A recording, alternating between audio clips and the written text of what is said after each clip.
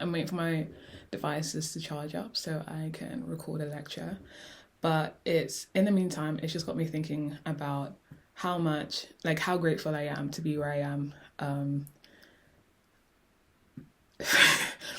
And it's so hard to convey all of what contributes to that feeling to like this just like stranger on the internet. But it's that thinking about how I didn't ever envision myself doing, I don't know, like when you're younger, you envision yourself like being a wife or being a husband or like, being a parent or, doing the job that you said you want, that you tell everyone that you want to do when you're asked as a kid, oh, what do you want to do? Well, I want to be a firefighter. I want to be president. I want to be an astronaut. I want to be a teacher, right? I never envisioned a specific profession or like what I'd do later on in life and or how I would be, the type of life I would want to like live, or like the type of house I'd want to live in. Now that I am an adult and I am there in my 30s and I'm looking around, I'm like, damn, this is all me. This is all me. Like I put all of this together. I put this home together. I put this life together. I made certain choices. And that blows my mind. And it's all just like, like the human existence. And to be fair, whilst that is a very specific form of human existence and it's still cool to be experiencing, what it means to grow older, what it means to get, to go through life, and also how much of a blessing that is, how much immense gratitude I feel in this moment. Because I think that's also something that trauma does, right? These professionals will say that something that traumatized people are impacted by is their ability to imagine, their ability to dream, right? So, for example, that's why what Martin Luther King did with his speech, "I Have a Dream," at a mass level, and how impactful that was for people to receive that kind of call, not even to action, but call to dream. And that's why it's so important with like oppression, that the oppressor breaks down and works over time, gradually works to erode the oppressed sense of thinking beyond their circumstances. Yeah, like the gratitude of getting this far is beautiful. It's so great. It's so great. It's I was gonna say so great and so crazy. It's so crazy. We all really just have to like. I was watching this episode. I was watching, I think, episode 5 of Midnight Gospel, the Annihilation of Joy episode, where they're kind of talking about Buddhist concepts around hope, around joy, around suffering, and the person that Clancy, the character, is interviewing, talks about how it's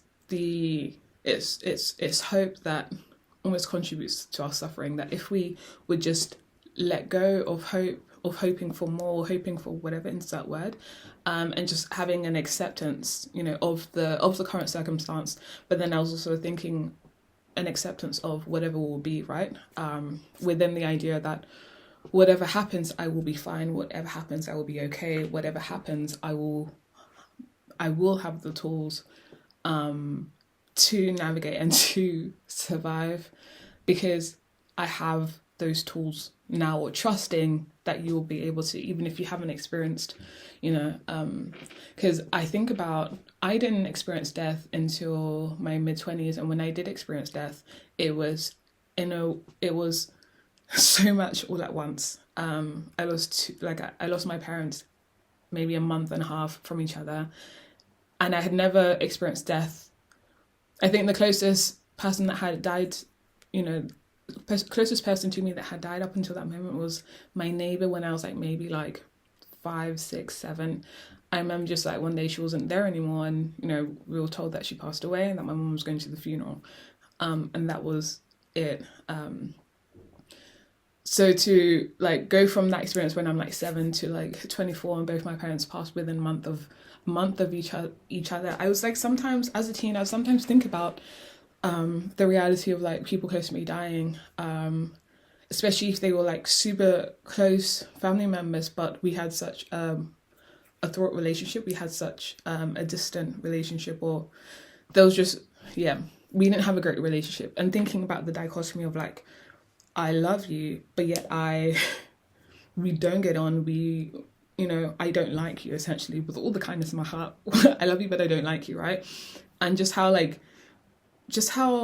lo digo, como tan, like how much of a complex and tumultuous sentiment that even tries to bring up, and immediately I'm like, that, when I think about it, like that's too much of a feeling and a fear to deal with, right? Until it happened, and then it's not even like the shallow end. It's not even like the deep end.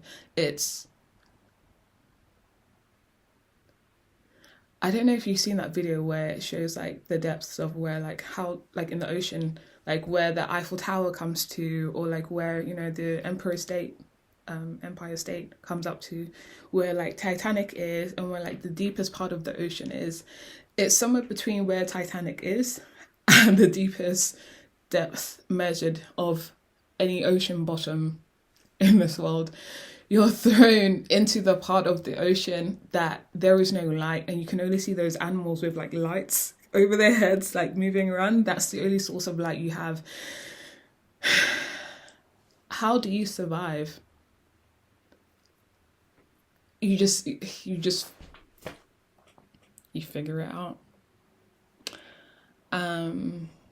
Yeah, it's complex. It's a difficult one. It's tricky, but so it's kind of like, I think where I was going to land with that is imagining and trusting that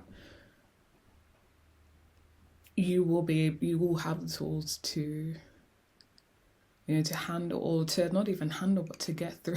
You will have the tools to survive. But yeah, I don't know. We gonna be all right. We're gonna get through it. I have an old friend who would always say life is a tragic comedy. I think that's the title of this video.